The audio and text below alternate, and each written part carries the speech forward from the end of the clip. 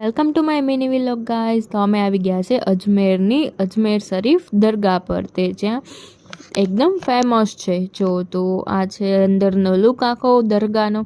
તો ત્યાં અમે રાત્રના મોડા પહોંચ્યા હતા, એટલે દર્શન માટે પણ ટાઈમ નહોતો મળ્યો, કેમ કે દર્શન બંધ થઈ ગયા હતા. તો છતાં પણ અમે લોકોએ જો આ જે ફૂલ હોય એ પણ લઈ લીધા હતા, અને એની સાથે જે ચાદર ચડાવવાની હોય છે એ પણ જો લઈ લીધી હતી. તો ચાલો આપણે ત્યાં દર્શન કરી આવે, કંઈ વાંધો નહીં, બારેથી તો બારેથી દર્શન તો કરવાના જ હોય ને.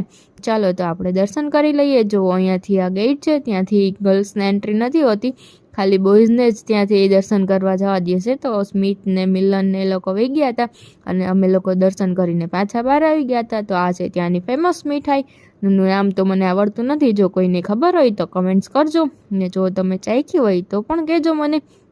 અને અમે ત્યાંથી આવી ગયા હતા ડિનર કરવા માટે પંડિતજી કા ઢાબામાં. ત્યાં એકદમ શુદ્ધ ગુજરાતી મળતું હતું. તો ચાલો આપણે સૌથી પહેલાં તો મગાવી લીધા હતા નૂડલ્સ. તો જો એકદમ મસ્ત યમ્મી એવા નૂડલ્સ આવી ગયા હતા, અને એની સાથે દાલ ફ્રાય જીરા રાઈસ પણ આવી ગયા હતા, અને લાસ્ટમાં મસ્ત એવી મેગી પણ લઈ લીધી હતી. જો તો ડિનર કરવાની તો મજા જ આવી.